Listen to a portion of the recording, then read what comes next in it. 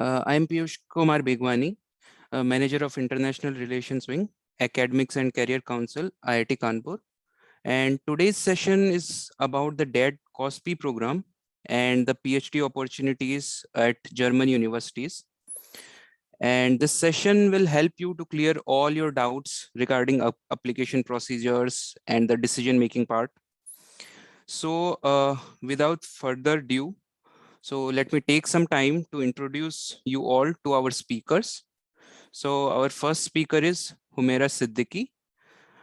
She's pursuing her PhD in Material Science department at Technical University of Darmstadt, Germany.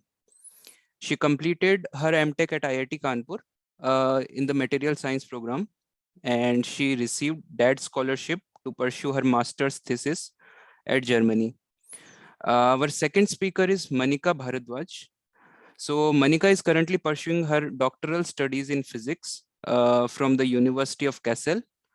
She completed her master's from IIT Kanpur in 2019. Our third speaker is Dipti Bharti, and Dipti is currently pursuing her PhD in photonics from Helmholtz Institute in Jena, Germany. And she also completed her master's from IIT Kanpur. Our fourth speaker is Gautam S. Muthuswamy, and he's a scientific researcher working in the photonics project under Technische University. And now I want to thank all of our speakers for their time. And now without further any delay, I would like to hand over the stage to our speakers. The virtual stage is all yours. Humaira, you can go ahead. Okay, first of all, Piyush, thanks a lot for the nice introduction. I would like to now share my screen. So I prepared some slides to go about the scholarship programs in details. So basically, I would first like to start with introducing myself. So hello, everyone, and welcome to Inspire Session. My name is Humaira Siddiqui, and I did my master's, so MTech from Material Science from IIT Kanpur. And then I got DAAD scholarship during my master's course, and that's the reason I'm here, to share my experiences with you. And then during the time when I was here for my master's exchange time, so during the time when I was doing my thesis work here, I then was offered a PhD in the same group, and then I continued as a PhD in the same group. And yeah, since then I'm doing my PhD. And this is the link for my, this is the QR code for my LinkedIn profile. I'm relatively very active there and answering a lot of queries. So if you have any queries, you can directly reach me on LinkedIn, and I can then answer also there. So first of all, why are we here, and why do we even want to study in Germany? There are various reasons, of course, but the best, or the, let's say, the most outlier reason as compared to other countries is that there is no tuition fees in German universities. So if you get scholarship, it's so nice that you come here and get money, and you don't have to pay this hefty amount as a tuition fees. And of course, German universities enjoy a very good international reputation of research. Sorry for the spelling mistake here. And it's a relatively safe country. And there are like range of courses that you can do. Some of them are in German, most of them are in English. But what we need to do is to research the right course for us. And you can see that there is an increasing trend of Indian students in Germany. Over the years, Germany has become really famous place for international students. So the next question that arises is, okay, Germany is a good place, but then how can I go there? Because not everyone can afford to study here in Germany, because euros is, let's say, a bit expensive for us, for Indians. So then there are several scholarships that we might have. So I have divided the categories of the scholarships. So the first one is DAAD scholarship, about which we would be talking a lot in the session. And then there are other scholarships. So first of all, what is DAAD? So DAAD is a German term which stands for Deutsche Akademische Austauschdienst, which means in English, so it's a German academic exchange organization that is the let's say one of the biggest German funding organization that invites applicants from the whole world, and it gives then certain amount of scholarships to promote Germany as a country for higher education, or as a country for education. So the scholarships from DAAD that we have is a DAAD COSPIE scholarship, about which I will explain further in detail. And then there is another scholarship, DAAD visa scholarship, but this is mainly for internship, and people from bachelor's and master students can apply. So maybe I would recommend all the listeners to take note for yourself, and then you can just go to the website and directly Google it more about it. And then there are other scholarships. I just wrote the name. The most famous one out of them is Erasmus Mundus scholarship. You can check. I think it's even the application period is now going on for this scholarship. But I would not like to go into much detail about other scholarships, because this is out of the scope for today's webinar. But as a result, as a summary of this slide, I would like to say that there are a lot of scholarships available for studies in Germany. We just need to do right research, and it takes time. So one has to be a bit patient also. Yeah, so now coming about DAAD COSPIE scholarship. So first of all, this scholarship is for master students from IITs. And the objective is to allow the master students, so MTech or MSc students, to go to a German university for a period of 7 months. It's a fixed period. So every year, from September to March, we can go there. And the application for this scholarship, when we go in September this year, the application starts from January itself, so December itself, let's say 6, 7, 8 months before. And the application deadline is about, I think, in March sometime. And there are certain criteria that one needs to have, which I will discuss it in the next slide. But what we know is like what scholarship amount they have. They have 861 euros per month. They also cover the insurance. What one would also do is when you come here for this scholarship, when you get the scholarship, what is mandatory is to attend this German course. So I was here in September 2018, and for 1 month, so just for the whole of September, I was just attending this A1 German course, no thesis work. And for thesis work, we get exactly 6 months to cover. Then they also provide one-off research allowance of 266 euros, and also rent subsidy if applies, if your rent is super high here, and then a lump sum travel subsidy. I have to admit I'm quite jealous because I didn't get this at my time, but now you have this benefit of getting the travel subsidy as well. Yeah, and how do we do applications? So applications have to be submitted via the DAAD portal. Simultaneously, the application documents have to be handed at the dean's office in the home institution. So what we do is, first of all, we start with our research during December or January, or I would say even November. We see what topics during masters interest us, and in what topic we would like to do our thesis. And then we look in the list of German universities that are in this COSPIE scholarship. So there are 9 TU universities, and these are the most prestigious ones. Like we have IITs in India, we have here technical universities in Germany. So they have this collaboration under this COSPIE scholarship. You can start looking for the professors already, if there is some professor doing the same work in which you are interested. And then you can typically start with writing email to that professor, and you can also attach.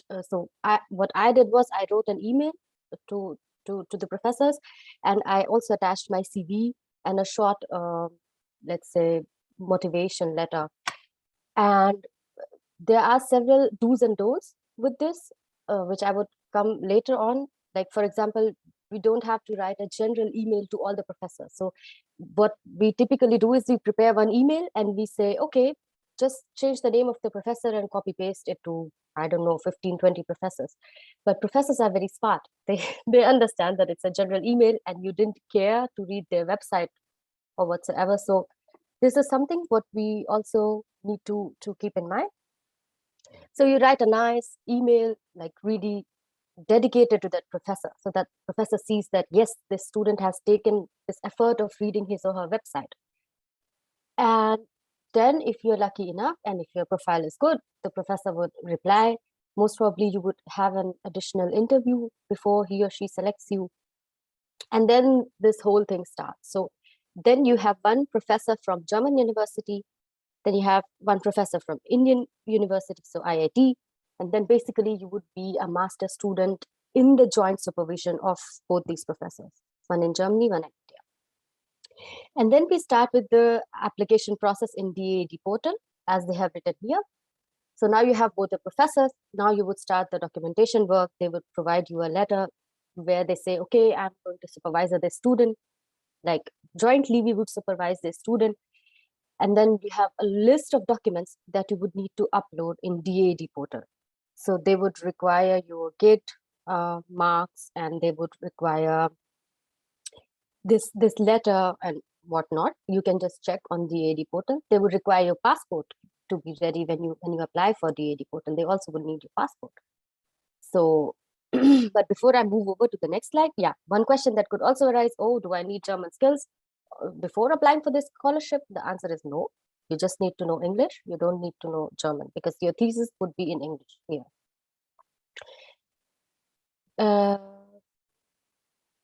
I'm trying to change my slide. Yes, of course. So now the question is, okay, what requirements can be met? So once you have, so let me finish this process first. So once we are here in March or April, now we are doing the paperwork. We have both the professors. And once you do the paperwork in March, I think the deadline is also around March. And then you wait for the result. And around June, you have your result. And after that, you can apply for visa.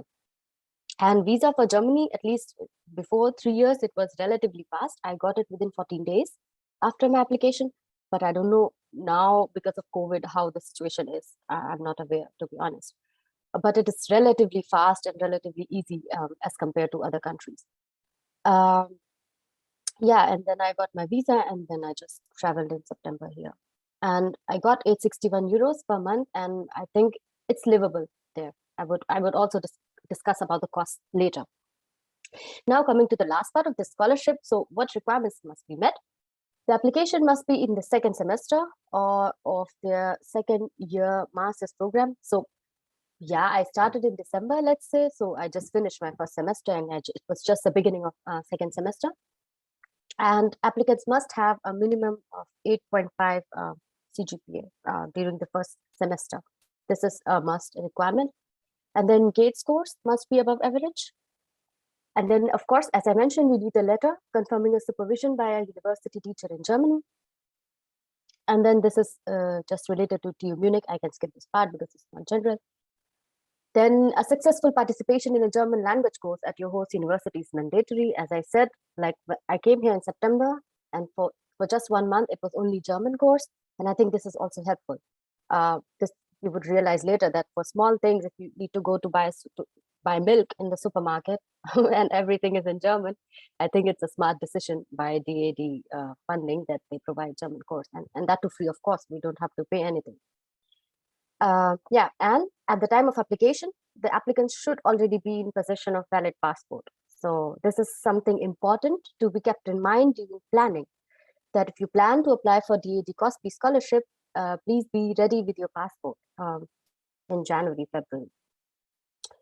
Then it is not possible to draw funding from other German scholarship awarding organizations or from other German public authorities simultaneously with the DAAD scholarship. And this is a very important point. We cannot take 2 scholarships at the same time. So yeah, this is something also important to be kept in mind.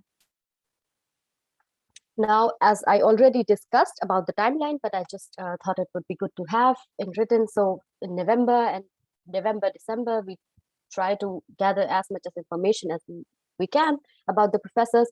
I would suggest make an Excel sheet of professors. So you have an Excel sheet where you write clearly this is the professor, this is the university, this is what I don't know, the dates when you apply. So this will also keep you track when you apply to which professor, and you can send reminder mails, and also try not to apply to the professors of the same department on the same day. So okay, I googled this XY department and I saw there are 4 professors in whom I'm interested, and I just write emails to all of them on the same day. This should not be done, because typically we don't know. Typically professors also sometimes discuss with each other, oh, I have this and this application from an Indian student, and then another professor says, yeah, this student also applied to me, and then they might think that, oh, maybe he's just spamming. So this is also something very important to be kept in mind. When you want to apply to a professor in the same department, try to have a gap of 1 week at least between 2 professors. So in November, December, you can gather the information. And in January, typically the DAAD portal open for the application for DAAD COSPIE scholarship. And this April, no, this find housing is also, let's say, more for general, because I think you would have the result in June, and then you can start applying for visa, and in October, September, you can come here. So basically, the moral of the story is that we need at least 7-8 months for further planning before applying this for the scholarships.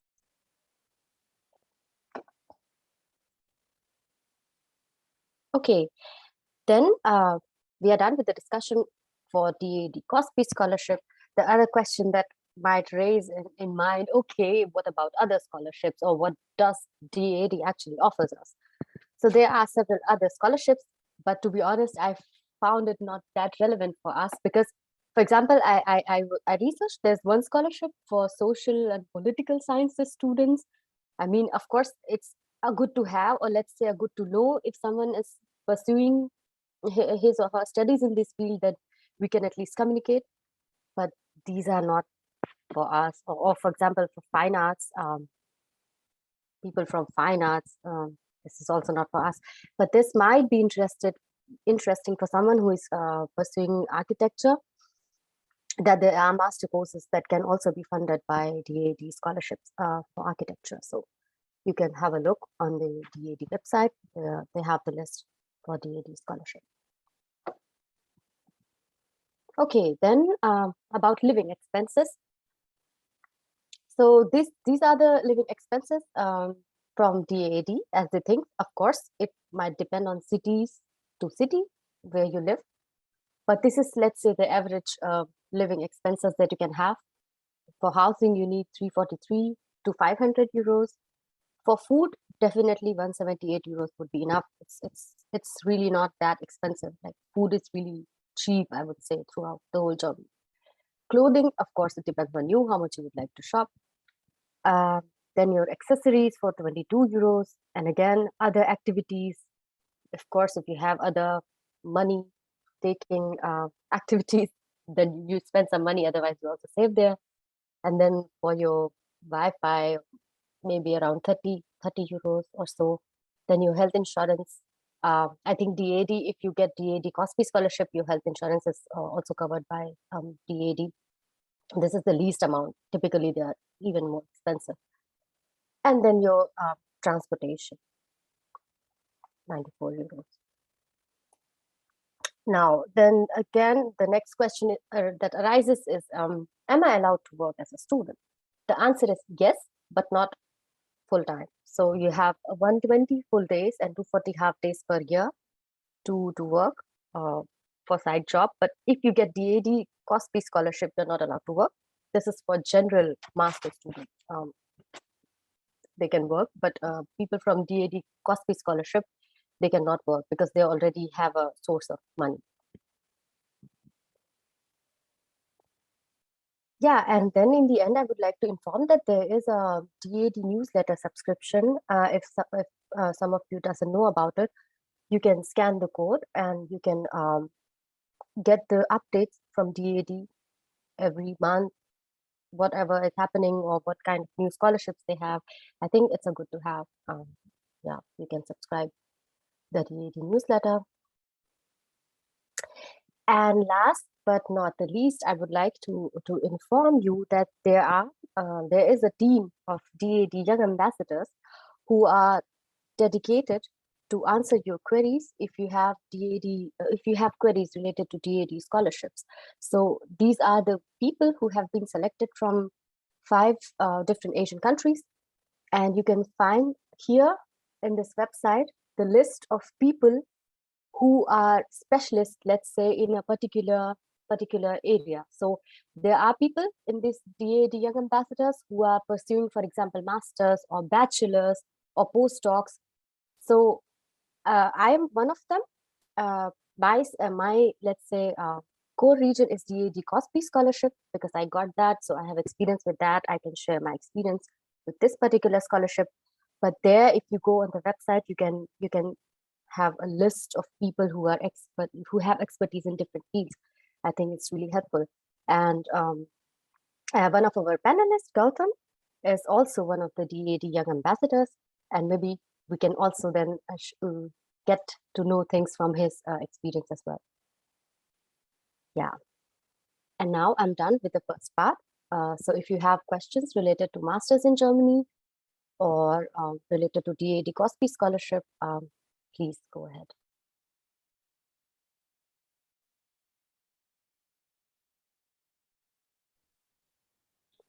Yeah, hi everyone. So Manika ma'am and Deepti ma'am and Gautam sir, if you want to add something more, so then we can start further. I would like to add about the SOP part, as Sumaira said, that it should be like directed to like every single professor, and it should not be like a common application. So what you can, like, you don't have to write the application for each professor. What you can write, like, the main objective is why you want that job, what you have to offer in them, right?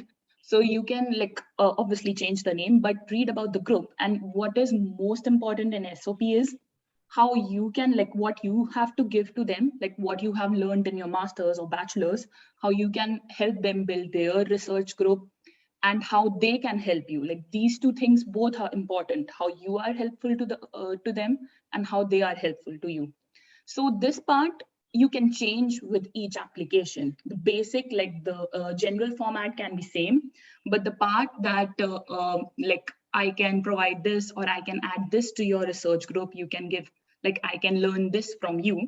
This you can change according to different groups. So that is one thing. And the language, as she said, that it's good to have the A1. Yeah, some universities, it's compulsory to have language, A1 or A2. It's not like you don't have to go to C1. So you don't have to even worry about the universities for which language, German language is important, because A1 is also fine for some, A2 level is also fine. And with A1, since I'm taking it, I can tell you that A1, you will be able to understand people. You will be able to catch words. So it will make your life easier that way. So you don't have to worry about the language. Like, even if one of the universities you want to apply to, and they, like, the requirement is that you have to have a A1 level German course. So you don't have to, like, you have to have German knowledge. So you don't have to worry that you have to have a C1 level German knowledge. It will usually be A1. Like, I think most of the universities, the necessity is to have A1, which is, you can get it easily. So I think that is one. And the housing, as she was saying, so it depends.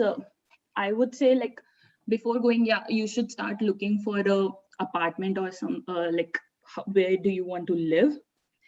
But like, I mean, do not pay. I would say do not pay in advance. This is very important. Do not pay in advance. And like, you should cross-check your references, like whether this person is right or not. So this is a very important thing. And if you are, this is for masters, whenever you go to Germany and you think, for 2 years, I've got this apartment, I would say start with 3 months. Like, they have a 3-month contract or a 6-month contract or a 1-month contract. Humaira, since she was an exchange student, it was 7 months, so it is fine. But if you are looking for a apartment for a longer term, I would say when you go from India, look for a shorter term and then you can change, because you don't know how the living conditions will actually be. They will obviously advertise their apartment. So I would say before going, choose for a shorter term period housing. That will be more helpful to you. This is something that I realized. And the last part was, for transportation, usually a lot of university for students, they offer the student ticket, a semester ticket. So I think Humaira said 98 euros or something. So this will be, I think, for semester, right? Like 98 euros for some semesters, not monthly. How is it? So I meant, so there are some states which offer this travel. So for example, we are living in the same state and we have this facility of semester ticket, but not all the states have. So I just calculated it general for, so DAAD basically calculated it for general. If someone is living in other state, then they might have this average cost. I mean, of course, it can depend on city to city as well. So yeah, so this is a good point to add that we have this lesson ticket or state ticket. We don't need to pay anything to travel. Yes. So a lot of universities, I think you get student cards. You get student cards for the transportation. Like I talked to one of the person in Aachen, they also get a student card. So this transportation, it can cost like 120 to 200, but this will be for a semester, not monthly. So with this ticket, you can travel freely in trams. And even it's like, for a student, it covers the some areas. It's not just the state wise also. For student, it covers like your university is centered here and how many kilometers of radius you can cover around it. So it is like that. So I think it's a very good thing to search about, because you'll know how your expenses will be according to that. And I think it's one of the very good things that Germany offers to students. Yeah, Gautam sir. Yeah, well, I mean, I would like to add like a few information about like how to find the professors for your path. Maybe like you can go to their website. They will be mentioning about their research interest and as well as their current project. So if you like really interested in it, even you can search for their names in the Science Direct magazines or like literally or like everywhere else. Then you will be like getting to know like what kind of a research they are doing and then how you will be capable to do those researches. So just like try to address all those information in your statement of purpose, then that could be very helpful to like find a professor. Yeah, Dipti ma'am, anything Yes. left so you can add? Hello, everyone. First of all, I would like to thank Ms. Humaira for informing me about this session and each and every person responsible for this session today. Yeah.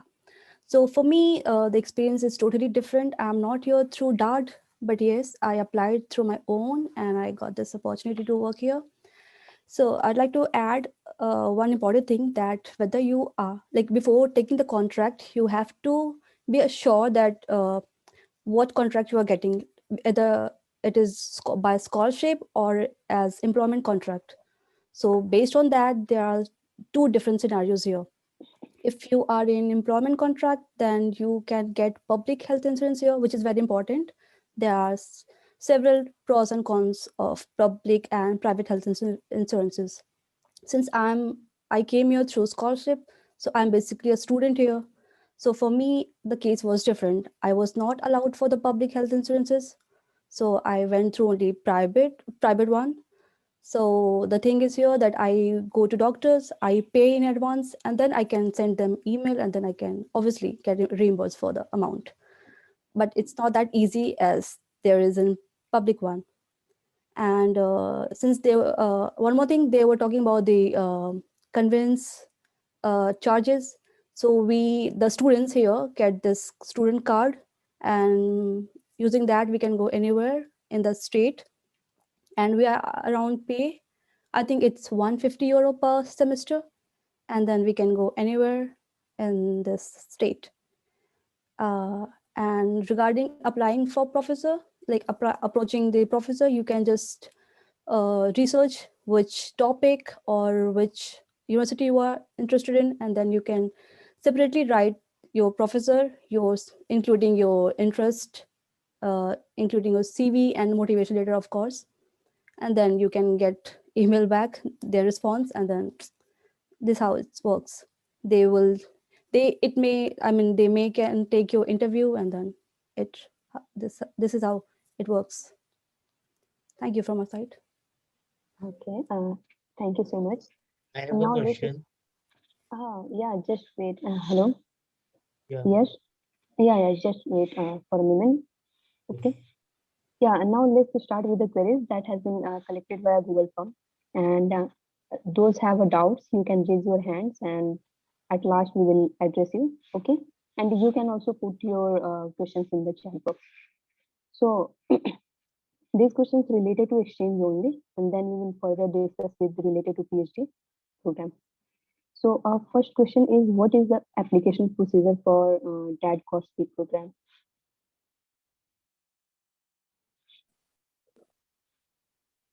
As I mentioned in the talk, that we basically start during December, January, and write emails to the professors, have passport with you, and you then apply with your with the email and your CV and your maybe a short statement of purpose. Then around February, I think January, February, you finish applying procedure to professors. If your profile is good enough, you will get a reply. And by March, there is deadline. So there is one DAAD portal in which we have to upload several documents along with the new forms that we have filled for DAAD. Then we wait for result in June, and then we can apply for visa if we get selected, because not every application gets selected. So we have to wait until June to get the confirmation that we are selected. And then we can just apply for visa. I think it should not take so much time. And then from September onwards, you can travel. From September 1st to March 31st is the time. And it is fixed every year. This is fixed. Yeah. I'm sorry, I have this question on this topic only. So DAAD COSPIE, you went for an exchange program, basically, right? For doing your master thesis. So this DAAD COSPIE also works like directly going for masters or not? Like No. Right. This doesn't work. This is only for exchange for 7 months, and only for IIT students. Very specific. Yeah, and important criteria is to have a CPI of above 8.5, which is most so important. DAAD COSPIE only works for like exchange as an exchange program between IITians and the German universities, not as a master program itself, like for the master. Not for the complete master program. No. Okay. Yeah, Shivam Goswami, you can ask. Yes, hello ma'am. So as you all mentioned, ma'am, I have a doubt that you said that I can directly mail the professor and he will reply. But in the website, I can see that it is written, please be advised not to contact the host professor directly, but rather take the help from Indian Academic Advisor. So ma'am, which way should I go through? So I mean, the website says, okay, you can take help definitely from your Indian supervisor if you have one, but imagine if he would have time and energy to send 50 emails for you, you can definitely ask and talk to your professor. It definitely makes a positive impact if your professor writes for you. But how I did was that I wrote email for myself. And then when I got a reply from any German professor, I informed my professor at IIT. But I was definitely in touch with him during all the planning. So my Indian professor, he was himself the person who suggested me to go for this scholarship. And then we were planning together. I was preparing this list. He knew to whom I'm applying. So definitely it's a good idea to include your Indian professor in the planning, so that he's aware and he's already agreeing that he will supervise you, and he or she will act as one of the joint professors when you go to Germany. But I don't think sending email from professor would be a good idea. but definitely. That's what I was wanted to confirm, that whether Yeah. am I allowed to send mail personally or not? What you can also do is to write in CC with your professor. This also can create a good impact on the German professor, that of course some professor is involved in this process, and you're a student who is also like informing your supervisor well. But I would suggest write your own emails.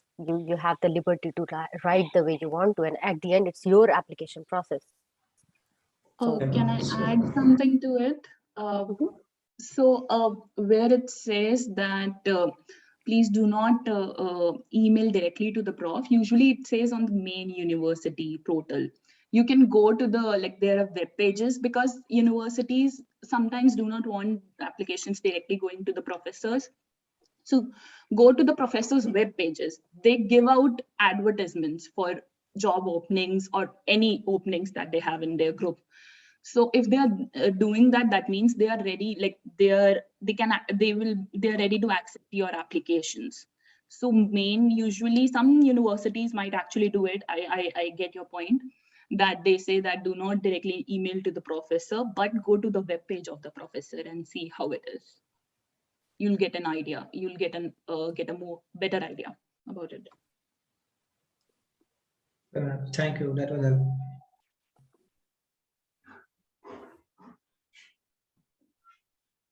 Okay. The next question is related to duration of stay in that universities, and what about tenure? Is it flexible or fixed? Sorry to interrupt you. Maybe we can first take all the questions that we have in the session. So there are like 3 more people who are raising their hands. Maybe we can answer them first. Yeah. So I think next is Yash Srivastava. Yes. Hello. Hi. Yeah. So my question is that for the dual degree student, we don't get the CPI, the PG CPI until March. So it is only after the April that this semester will end. We will get our PG CPIs. So what will be the case for us? I think then for you, whatever is your previous CPI would count, because you don't have a control on that, right? Okay. I mean, you can write an email to Anurupa Dikshit. So you can write her name maybe, because I mean, what can you do if your university doesn't provide you CPI before April? There could be 2 ways. One could be to talk to academic department, DOA, to provide you before this, because I think now because of COVID, I don't know how it is for dual degree, or is it because of COVID that they delay giving you the grades, because your semester should end in December, right? No. There could be 2. Yeah. So in general, also the PG CPI for dual degree students come only after they complete their 8th semester. Okay. Okay, so there could be 2 things. First, maybe you can talk to DOA to give you grades in before, if it is possible, but you don't write exam before March. It is only in April.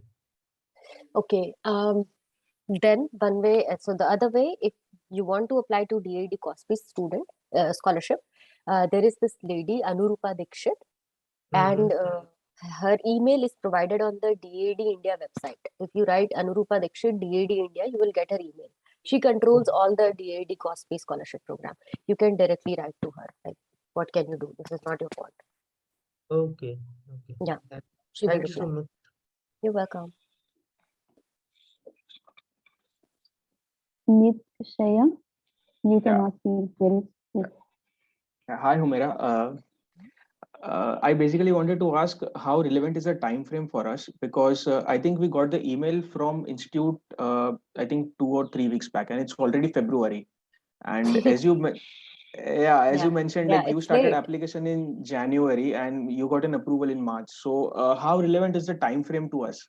Like what should we do currently? Like I am very much interested in DAAD universities, German universities, and I'd like to pursue my like exchange program there, research there. So like, can you suggest something in which I can squeeze the application process within 1 month? So first of all, I think IIT Kanpur, maybe they should have sent email before. I would say they should have sent it in November or December to educate us better. But what you can do now is to start with your research, intense research, or look for TU9. So make a list of 9 universities and try applying in 1 week to all of those 9 universities, but 1 professor each, or 1 professor each in the department. And then in the gap of 3-4 days, you can maybe squeeze then the application process and start applying more.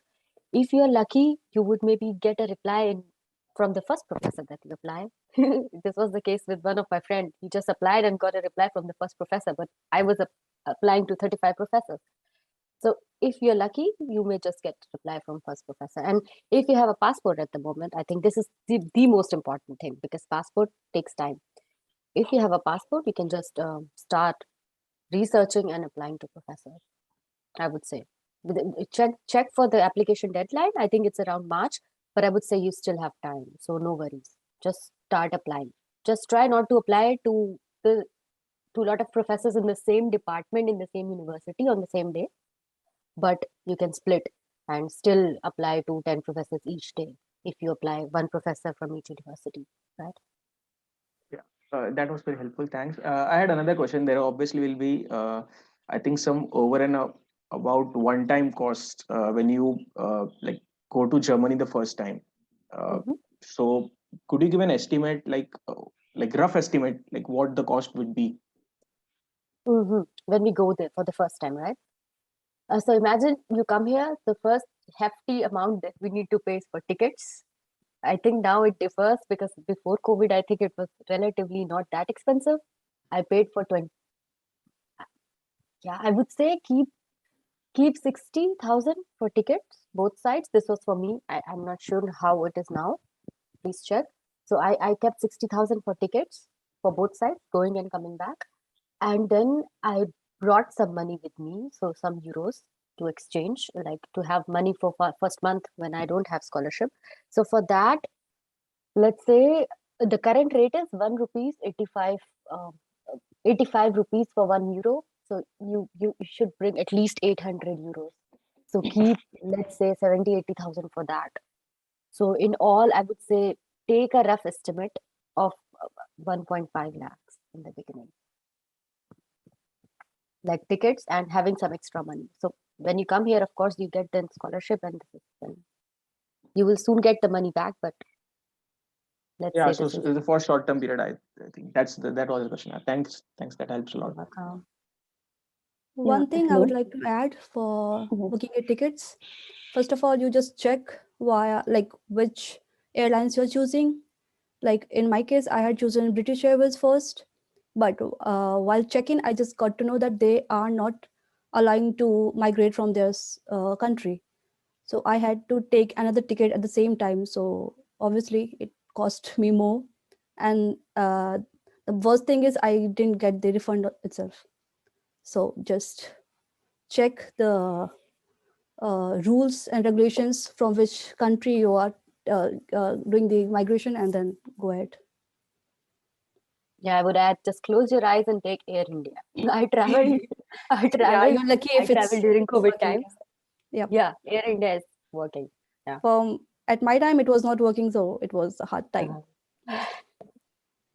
I had a last question.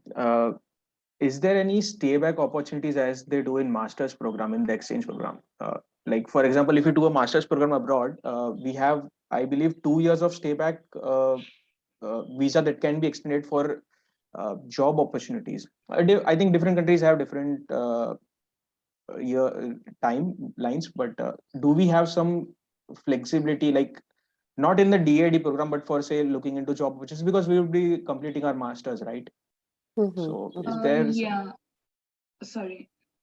Yes, there is. So it's a rule by German government. When you're completing your masters, they give like 18 extra months to look for a job or anything else that you want to look for.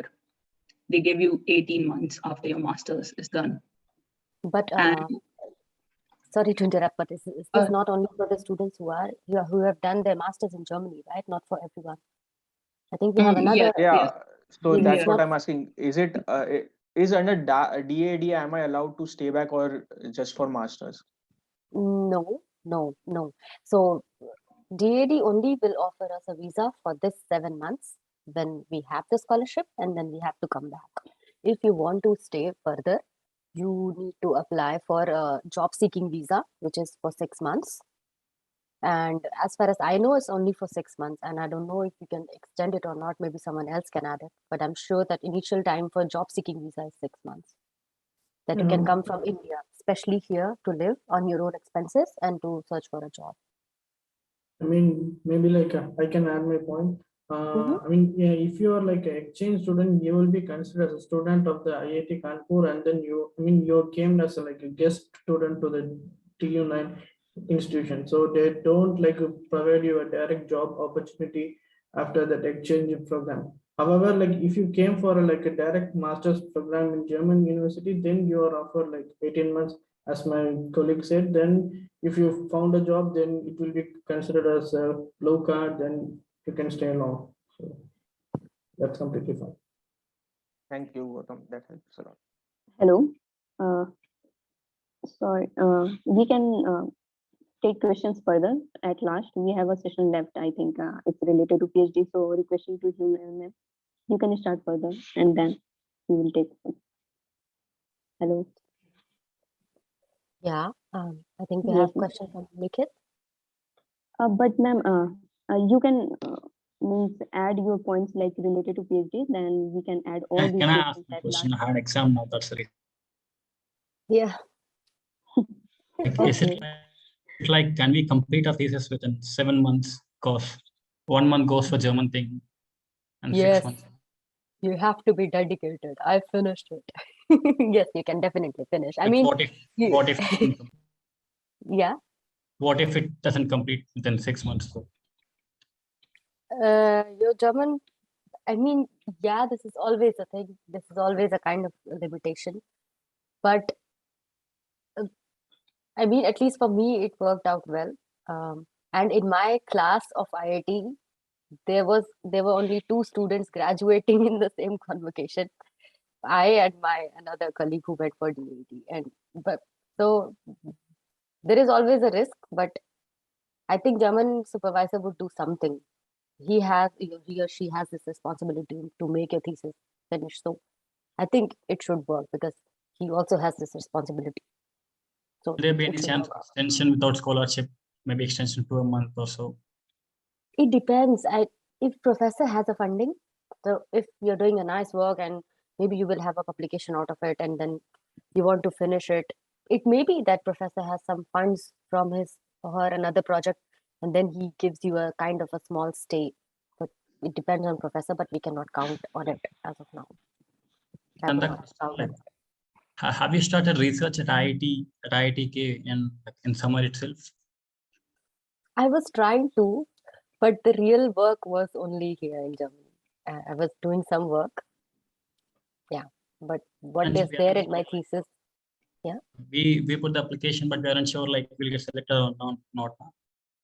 Yeah, up to June you will not know.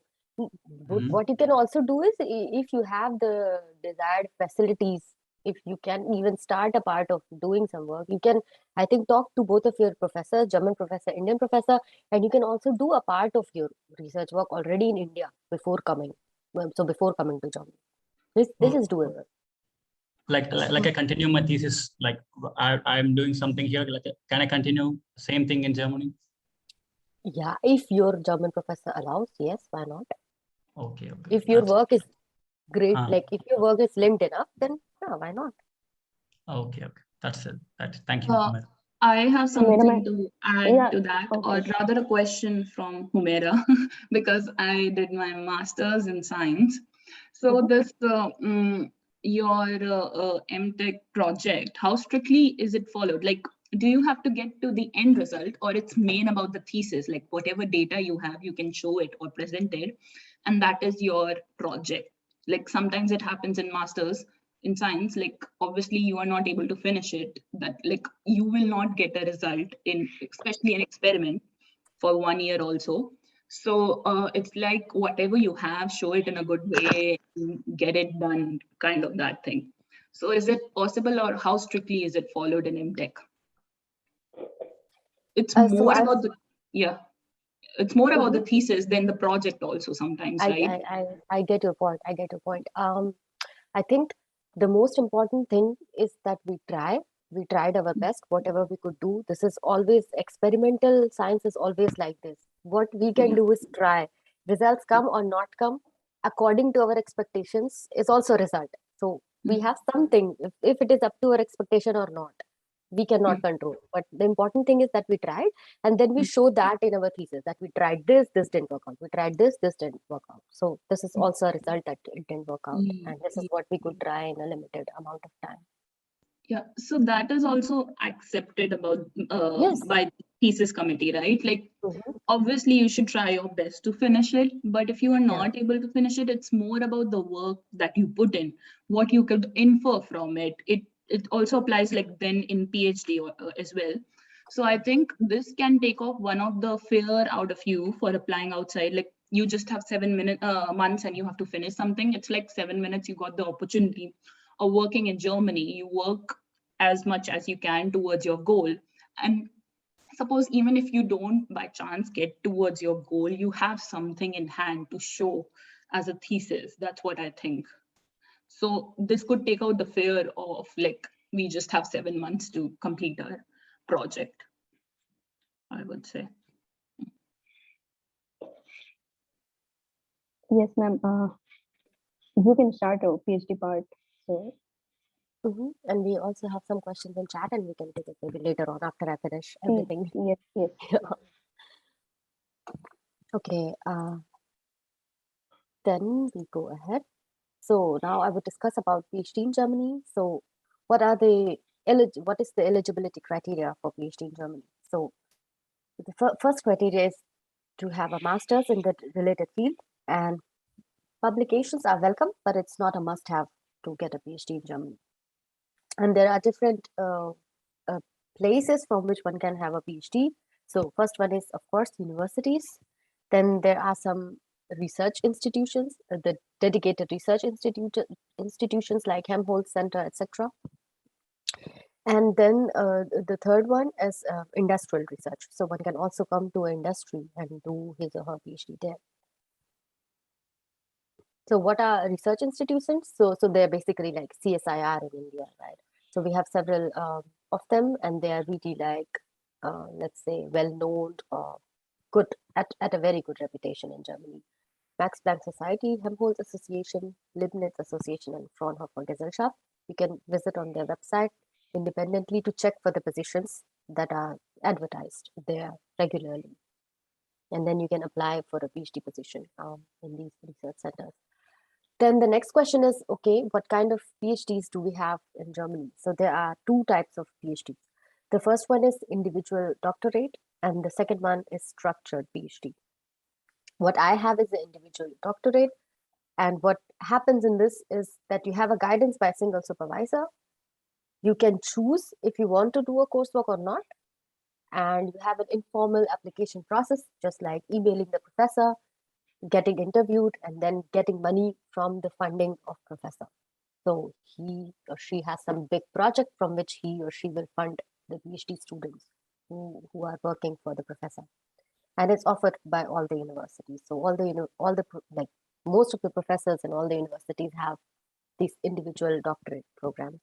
Then comes the second one, structured PhD. I think Deepthi has a structured PhD, if I understood it right. Then you have a guidance by a term of supervisor. So it's more like we have a PhD in India.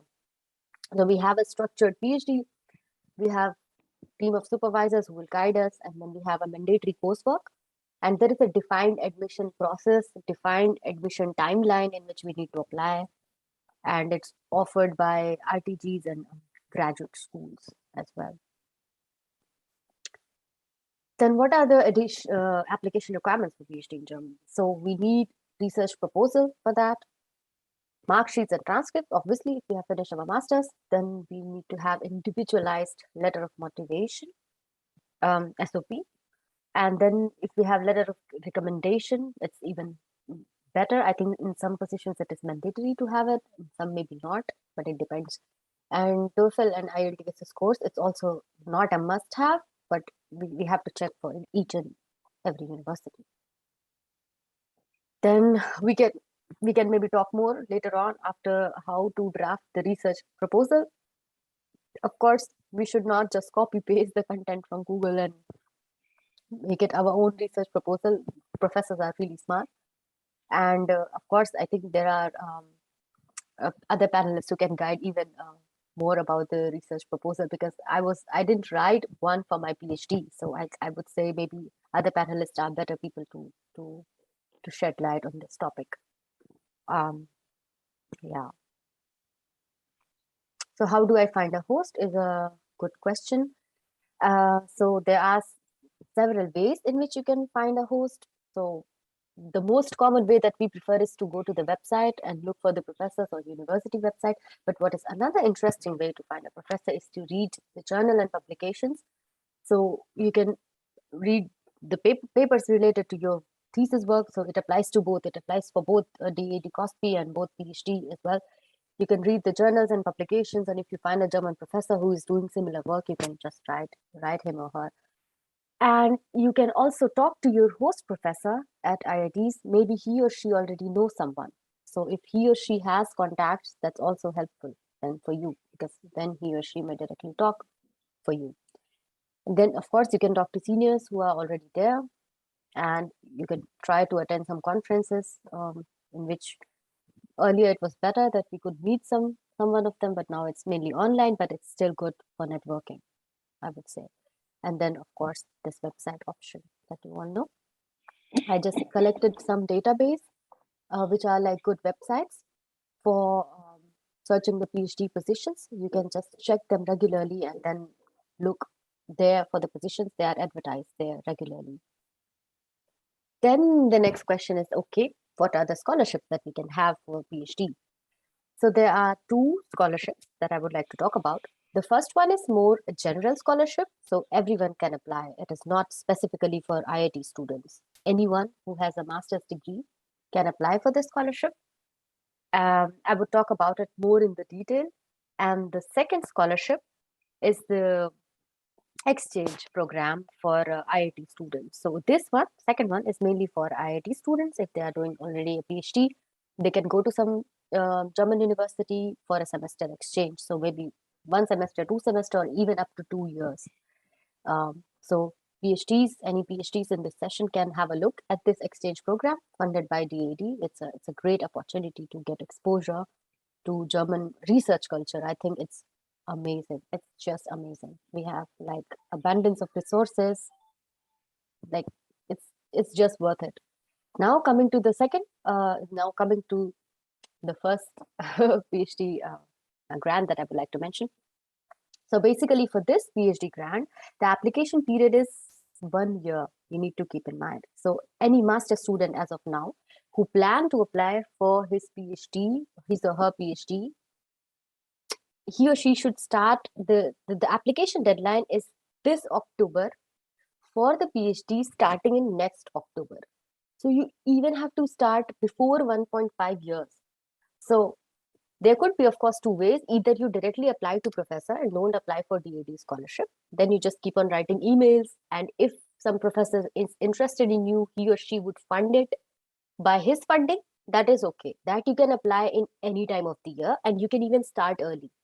But if you choose to go for DAAD scholarship for your PhD, this is a long process, and take 1.5 years into account of this, because you have a deadline in one year before the actual starting point. So you first look for the professor, again the same procedure. Find the professor, write him an email, then he or she takes your interview.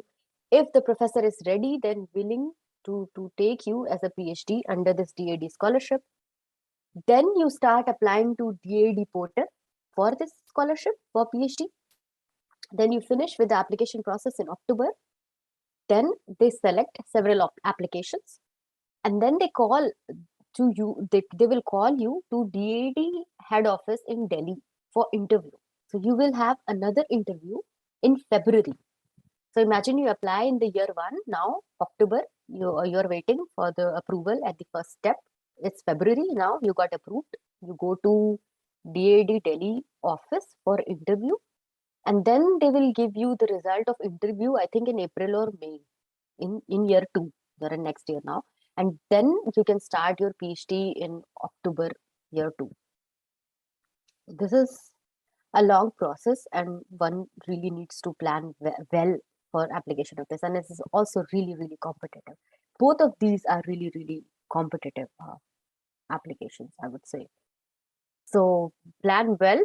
You can have this option, but of course, I would always recommend to apply separately to professors and writing emails. That's even faster if you can just get funding from professor, from his or her project. Yeah, and with this, I'm finished with the PhD part. And now the floor is open for questions from everyone. Yeah, so all the basic questions has been covered very well, and now we can address all the questions related to chat box and live questions also you can ask. Yeah. Wait, Can I go ahead? Yeah. Yes, yes. So, like, my question is a bit trivial. The website mentions that in the COSPIE page, the combined study and practice stays for engineer from developing countries with Indian IITs. So the thing is that my bachelor's, I did BArch. I'm an architect, and I'm pursuing MDis, Masters of Design from IIT Kanpur. So, like, it covers my programs also, na? Because technically I'm not an engineer. Good question. But the thing is that it specifically says that students from Indian institutes in second semester of their 2-year master's program. So mine is a 2-year master program, and it just became a department last month. It's an interdisciplinary program between Department of Humanities and Social Sciences and Mechanical Engineering. Yeah, I would, to be honest, I'm not sure. I would also recommend you to maybe write to Anurupa Dikshit, DAD. So in DAD website, you can find her email. I think she can tell you better, because to me, it also sounds like for engineers, but I'm not sure, to be honest, for BArch.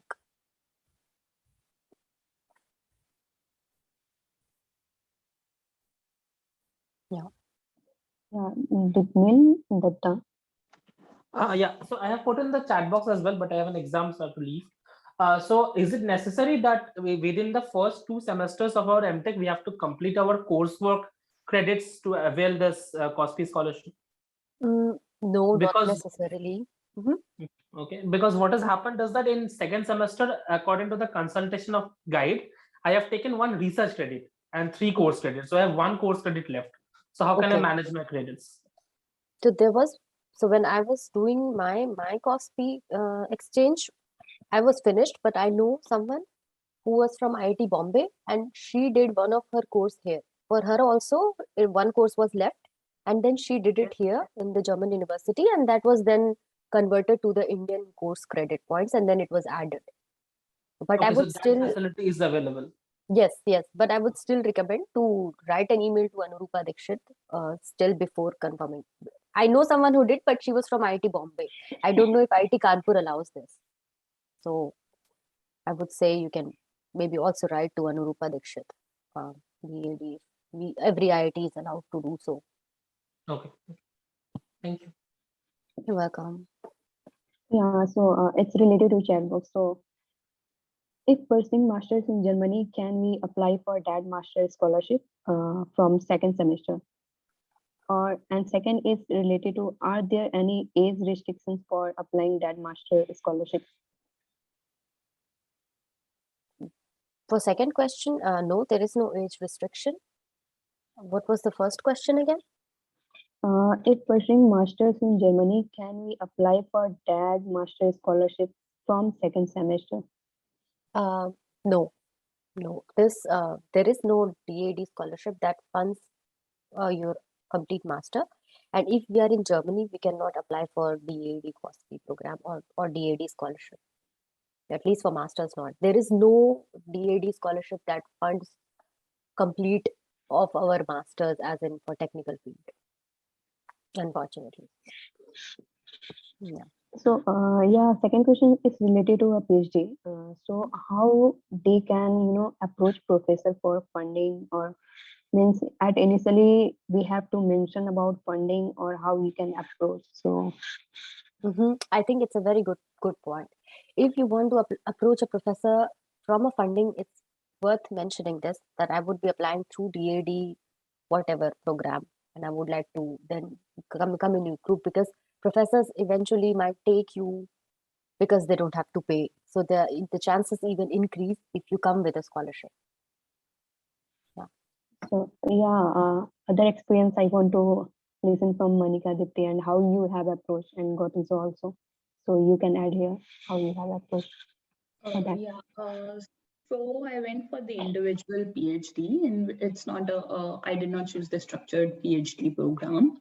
I wrote to professors, and I knew about the one I'm working currently. I got to know from one of my friends, because this position had been advertised that there is an opening, and the project was already decided.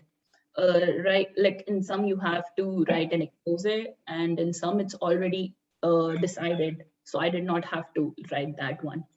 And I directly wrote to the professor, including my SOP, CV, and mark sheets. And then they contacted me back, and we had an interview, and I got selected. And then when you are like directly applying to the professor, this works like they have selected through their own process the student.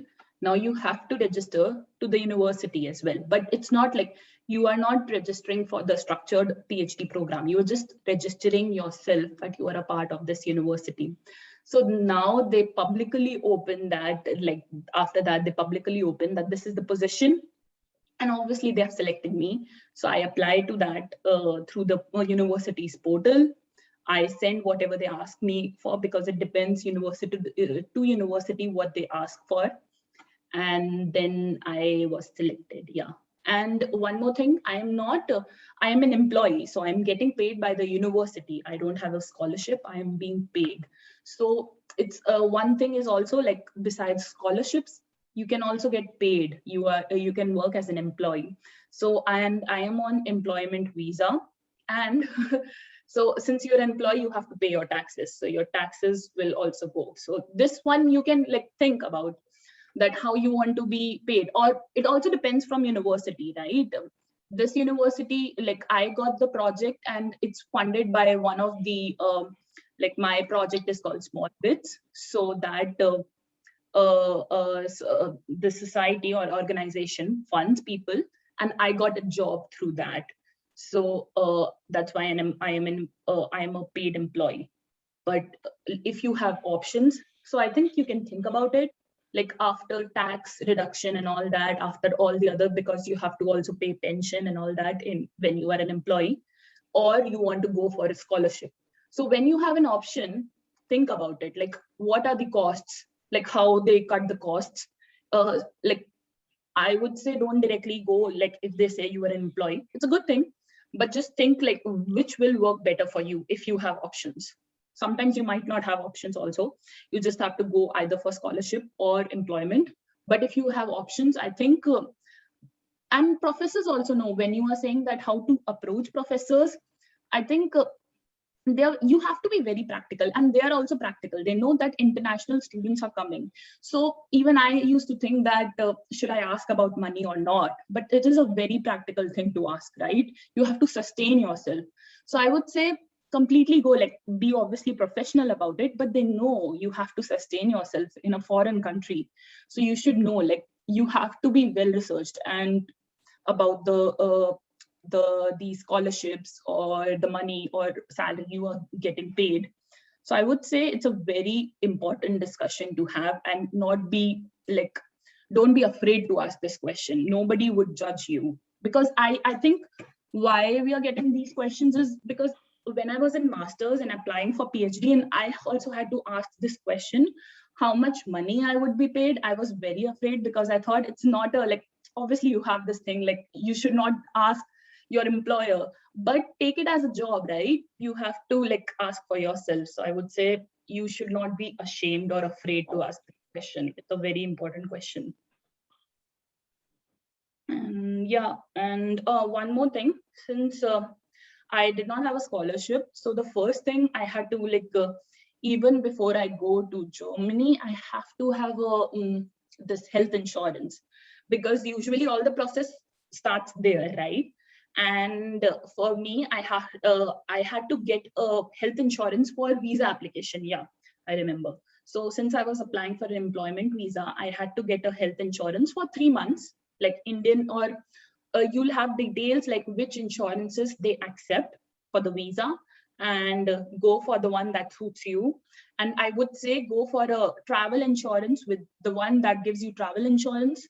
So if you have like flight problems during COVID, they will reimburse you, right? So you don't have to then worry about that on top of it. So yeah, take it for like 2 months or 3 months, because as you go, the first process is they start the whole registration process, city registration and all that. I would not go into deep into like how the registration happens, because the university itself will start sending you emails that get this done, get this done, get this done. And yeah, so before that, you also, for the visa, I think you have to get a 2-month health insurance. Yeah, that's it. Okay, yeah, Dipti ma'am, one request to you, just add some structured program because you have experience, right? Yes. So for me, it was similar to Monica. Like I individually applied.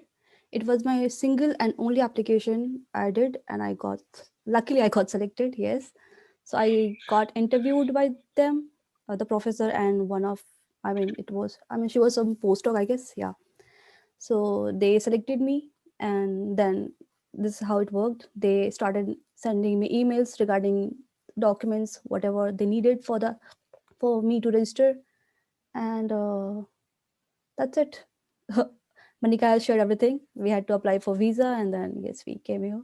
But for me, it was different because I was selected as students researcher, so the cases were different. After reaching here, I had to search for my health insurance, and then I got to know that I'm not eligible for public one, so I went through private one, and then this happened, that I'm not eligible for this. There's some benefits also when you are a student, then that you don't have to pay for many things, like I didn't have to pay for visa extension.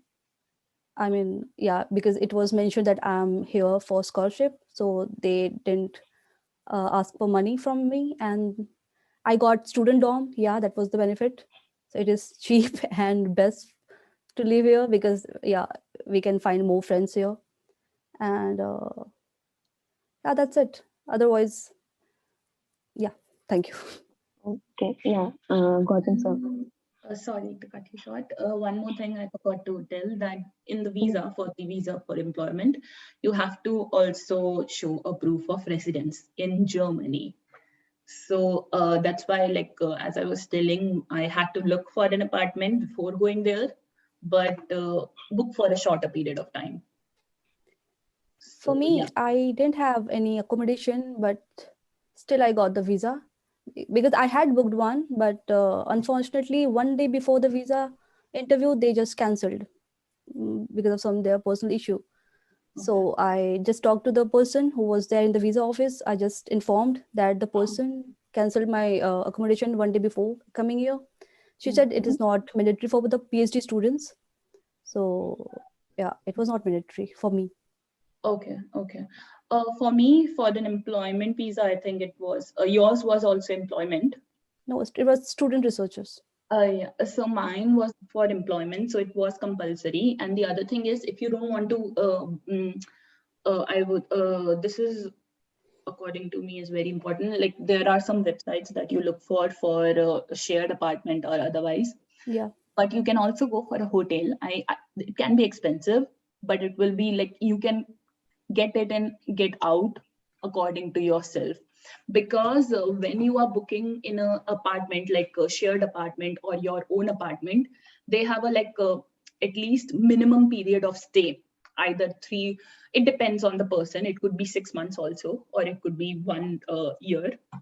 And you don't want to do that. Like when you reach there, it can be very unlivable. It happened to me. So that one thing. So be careful about booking a residence, like where you stay is a very important thing, I think. And so you can go for hotels or Airbnb, which is cheaper, and look for something like that, which can be like you can do it for 1 month or 2 months or 3. They don't have minimum period of stay kind of thing in their contract. So like that.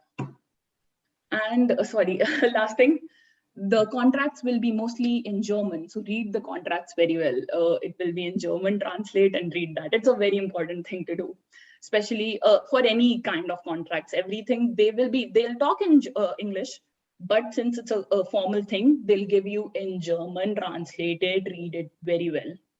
For anything, for financing, banks, residence, university contract, anything, for health insurances, I would say read it. And yeah, that's it. Yeah, Gautam sir, if Yeah. anything left, yeah. Yeah, sure. I mean, concerning my program, I mean, I just went for a direct master program rather than having a DAAD scholarship.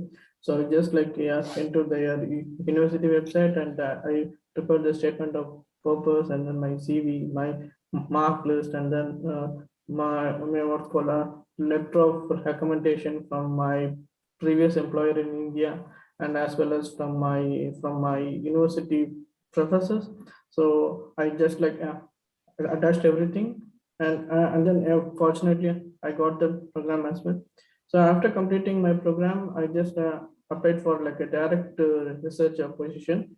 That is something not having a PhD. I mean, some project have that. I mean, generally in university they used to be having, I mean, mostly as a PhD position. But my position is something like an external funded project, and I am working in a quantum computer project. So here they are not having any kind of a PhD position.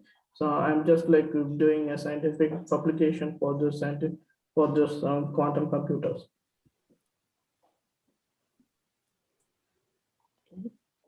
So one question is, it's related to related to GATE. Suppose I have a GATE score and it's related to 2019 and it's just passed in 2022. So is it means how we can again we should go for GATE or something, or it is okay for that?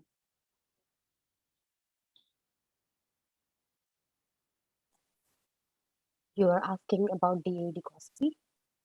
Yes, ma'am. Because you told GATE is compulsory, GATE score is compulsory. So if expired, so how we can? Yeah. Good question. So GATE is compulsory, of course, and then GATE has a validity, right? 3 years validity. Yeah. Yeah, I'm not sure how that deals this. So I think if I would logically think, I would say that maybe because if we take admission in IIT, I think we have a valid score when we take, right? So you have passed GATE, and I think it should be fine because you have passed GATE, and why would you write GATE another time just to apply for DAAD scholarship, which doesn't make sense to me. So I would say it should be fine, but yeah, again, it would be good to just check with this lady again. This is a very important lady. We just troubled her a lot. She was at the end, she was so annoyed, so pissed by so many questions that all the IT students were sending about this DAAD COSPIE. But yeah, I think it can be asked, but I would say it should be fine because this, on the basis of which we get into IIT and we have passed this exam, why would I write it again? because it is not feasible and it's related to only score, so we have a good score, so it's fine, I think. Maybe. Should be fine. Yeah. One more thing, while submitting all the documents for the registration to the university, I had to submit a list of publication. I mean, it was required document. So I would say publication is important because I had to submit papers, which I have published already. So don't know about yours, but for me it was mandatory. So I had to edit. In continuation to what Deepthi was just saying, what is a recommended number of papers? If you would like to comment on that. At least one, but luckily I had two. So. Thanks. No problem. So anyone have questions, or you talked about industrial PhD. Could you please elaborate on how to apply? It's related to industrial PhD. Yes. So for industrial PhD, I have to admit I don't have much experience so far, but I know that we go to a particular website of industry and check there, or I would not do it in this way. I would rather go to some general websites where they have all the advertisements for all kinds of PhD positions. And there you find if it's the position in industry, and then you can just follow the instructions of how to apply. But for industrial PhD, there is a catch. It might be that in most of the cases, it might be in German. So this needs to be checked, but this is how I would do it. Okay, so I think we should wrap here, and yeah, okay. Check. Or maybe we can quickly have the look on the questions in the chat. We still didn't manage to. It's repeating, I think. Okay, last question is direct PhD student don't have MTech degree, so can they apply for DAAD scholarship?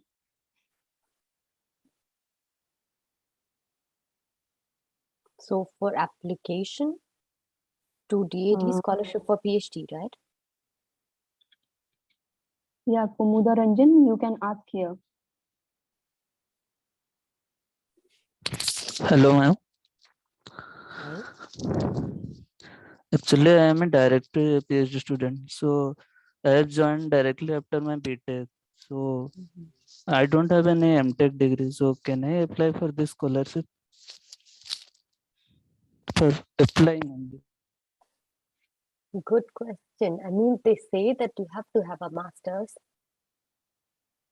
but because it's also then related to number of credit points that you have. So I know someone who is also doing, as of now, PhD in Germany, and who also didn't do masters, but he's doing PhD on his own. So not by this DAAD scholarship, but he's getting funding from a professor.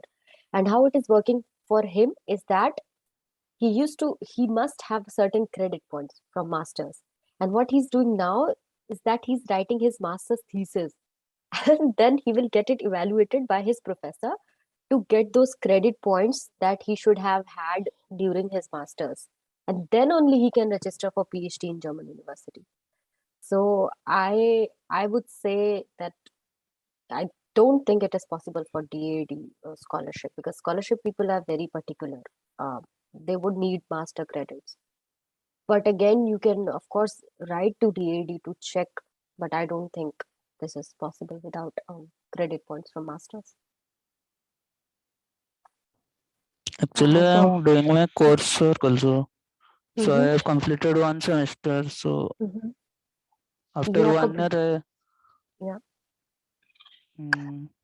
So wait, let me. If I understood it right, you are doing a PhD already, and now you want to apply for a PhD for DAAD scholarship for a PhD in Germany, right? And you will leave this PhD then, or you want to apply for exchange PhD? I want to apply for exchange, ma'am. Okay.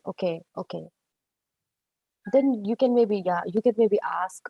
I think for normal. So what I was telling you was about this normal PhD, like this scholarship for whole PhD. But now I understood your question that it is for exchange. And then I would say might not be that problematic, because if you're doing coursework, you would have some credits from that, and then I think it should work out for you. I thought you mentioned for the PhD scholarship. No. Yeah, then I think it should work out. But I would still recommend to check for the responsible person on DAD website and write him or her to just confirm once before you start this hectic process of application. Okay, ma'am. Thank you. You're Yeah, welcome. last question is related to MSRA students. They are allowed for this scholarship or not? PhD scholarship for MSR student. So he or she has done his MS already. Brother Chaudhary, you can ask your queries here. I am in my second semester right now of my MSR. And so am I actually allowed to get that scholarship? Because in that mail it was written that for second semester, masters, and for PhD students. Which scholarship do you mean? Do you mean DAD COSPIE scholarship for exchange during your master's? For exchange program, yeah. I think if they write it in the email, then I think you should also be able to get it, right? Because in that mail it was specifically written for MTech students. That was why I was actually confused. And they also send you the email, right? Yeah, this is confusing. Yeah. But I think it's mainly for engineers, right? I think this was also the question of one of the person who did his BArc and he could not apply. But I would still. My degree is actually of engineering only. My bachelor's degree is also engineering, and I am doing on an engineering field only. My thesis is also in an engineering field. Okay, then you are an engineer. Then I think you should be able to apply, because the requirement is to have a bachelor's degree in engineering. But for masters, they say, give me a moment. I can just have a look in my slides again. The scholarship offers students from IIT opportunity to complete this. Who can apply? Yeah, I think you can apply, because it says who can apply? Students from IIT in the second semester of their 2-year master's program. My master's program is actually 3 year. That's what. Or it says, so it says students from IIT in the second semester of 2 years master program, or 4th semester of their 3 years master program, or in the 8th semester of an integrated dual degree program.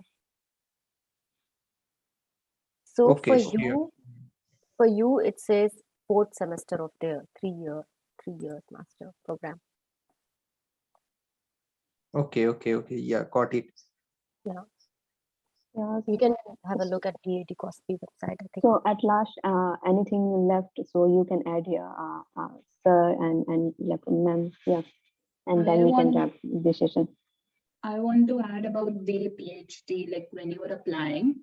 So as you know, like usually or not usually, it's 3 to 5 years, right? For me, I'll tell you that I got a contract for 3 years, but my professor already told me that if it gets extended, so I'll be paid still. So be careful about that, like how long it is, and if it does get extended, whether you will be funded or not, and how it happens, and be prepared with those things as well. And the other thing, when you are applying, like there was a question that you have to know the language or not. No, you don't have to know the German language, because in research groups, most of the time, like how, especially if your research group is quite international with other people from other countries as well, they'll be speaking in English. But by chance, like even if it's not, they usually, because research happens in English. And when you're applying, know about the research group, like you know about their research, what they're doing, but like individually, I think when you apply, they have selected you specially, you can talk to the people in the group, like how's the professor, how it happens. So I would say it's a very like important thing to do, know about the group on an individual level. It's not like get too much into the psyche, or just know about that thing, and know about the city that you will be living in. whether it's a big city or a small city, accordingly your expenses will differ. So during a PhD application process, I think these are the things that one should also keep in mind besides the scientific part when applying. That's all I wanted to say about this. Yeah.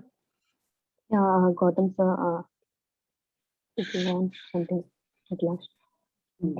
No, I mean, my colleagues have already spoken about the points. Okay. Yeah, Dipti ma'am and Himura ma'am, if you have something, otherwise we can, yeah. Yeah, I think I also Okay. delivered most of that what I wanted to. And of course, you can always anyone if anyone has further queries, he or she can Yeah. reach me out. Anjali, sorry to interrupt. Just one thing. In the last question, Humaira said that we have to have the bachelor's in engineering. But it is not mentioned in the email. Actually, in my case, I have done bachelor's of science in chemistry, and then I am doing dual degree category B. Like I'm doing my master's in master's as MTech in material science. So am I eligible? Like because I thought I'm eligible.